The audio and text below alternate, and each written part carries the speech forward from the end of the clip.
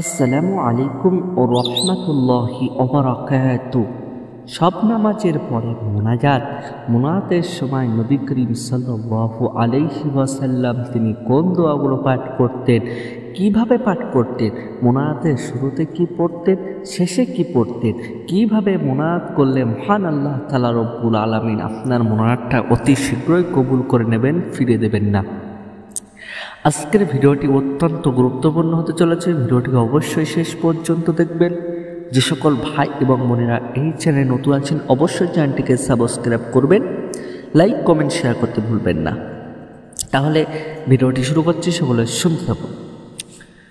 আউযু বিল্লাহি মিনাশ শাইতানির রাজিম, বিসমিল্লাহির রহমানির রহিম।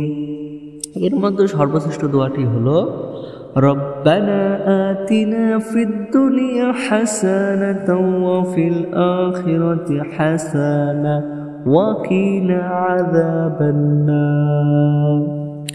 দ্বিতীয় নম্বর দোয়াটি হলো আস্তাগফিরুল্লাহাল্লাযী লা ইলাহা ইল্লা হুয়াল হাইয়ুল কাইয়্যুম ওয়া আতুবু ইলাইহি।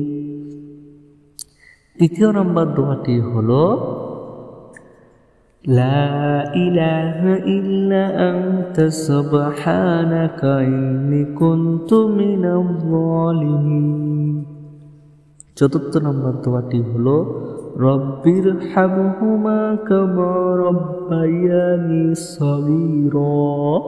এই যে দোয়াগুলো পাঠ করলাম, এই দোয়াগুলো আপনারা নামাজের সময় অবশ্যই পাঠ করবেন। এবারে আলোচনা করব মোনাজাতের শুরুতে কি পড়বেন, শেষে কি পড়বেন, কিভাবে মোনাজাত করলে মহান আল্লাহ তাআলা রব্বুল আলামিন আপনার মোনাজাতটা অতি শীঘ্রই কবুল করে নেবেন। তাহলে জেনে নেন, নবী করিম সাল্লাল্লাহু আলাইহি ওয়াসাল্লাম বলেছেন, তোমরা যখন মোনাজাত করবে অবশ্যই মোনাজাতের শুরুতে এবং শেষে একটি দোয়া পাঠ করবে। সেই দোয়াটি হলো সাল্লাল্লাহু আলাইহি ওয়াসাল্লাম। যে ব্যক্তি মোনাজাতের শুরুতে এবং শেষে সাল্লাল্লাহু আলাইহি ওয়াসাল্লাম দরুদ শরীফ পাঠ না করবে, আল্লাহ পাক রব্বুল আলামিন সেই ব্যক্তির দোয়া কবুল করেন না, ফিরে দেন। তাই জন্য সকল মুসলমান ভাই ও বোনদের কাছে রিকোয়েস্ট করে বলবো, আপনারা যখন মোনাজাত করবেন অবশ্যই মোনাজাতের শুরুতে এবং শেষে একবার দরুদ শরীফ পাঠ করবেন। না হলে মহান আল্লাহ তাআলা রব্বুল আলামিন আপনার মোনাজাতটাকে ফিরে দেবেন, কবুল করবেন না। সকলে সাবধান, মোনাজাতের শুরুতে এবং শেষে একবার দরুদ শরীফ পাঠ করতেই হবে, এটা বাধ্যতামূলক। নবী করিম সাল্লাল্লাহু আলাইহি ওয়াসাল্লাম তিনি হাদিস শরীফে জানিয়ে দিয়েছেন, হে আমার বান্দা, হে আমার উম্মাতিরা, তোমরা যখন মোনাজাত করবে অবশ্যই মোনাজাতের শুরুতে এবং শেষে এই দোয়াটি পাঠ করবে। সেই দোয়াটি হলো দরুদ শরীফ সাল্লাল্লাহু আলাইহি ওয়াসাল্লাম। তোমরা যখন মোনাজাত করবে অবশ্যই পড়তে, এটা ভুলবেন না, কারণ এটা বললে আল্লাহ পাক রব্বুল আলামিন তোমাদের মোনাজাতটাকে ফিরিয়ে দেবেন, কবুল করবেন না। আশা করি বুঝতে পেরেছেন। এবারে জেনে নেন, মোনাজাতের সময় একটি কঠিন মারাত্মক ভুল করলে মহান আল্লাহ তাআলা রব্বুল আলামিন আপনার মোনাজাতটাকে সাথেই রিজেক্ট করে দেবেন। সেই ভুলটি হলো তাড়াহুড়ো করে মোনাজাত করা।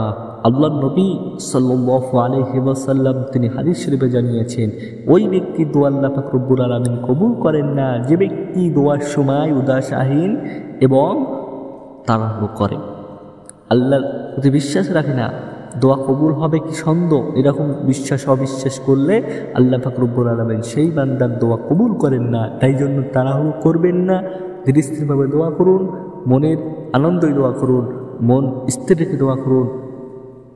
একদম পুরো দোয়ার দিকে আপনার সামিল হয়ে যেতে হবে, অন্য দিকে কোনো মন দিলে হবে না। দোয়ার মধ্যে আপনার মন রাখতে হবে, পুরো একিনের সাথে বিশ্বাসের সাথে মোনাজাত করতে হবে, তাহলে আল্লাহ পাক রব্বুল আলামিন আপনার মোনাজাতটা কবুল করবেন। আশা করি বুঝতে পেরেছেন। ভিডিওটা এখানে শেষ করছি। আসসালামু আলাইকুম।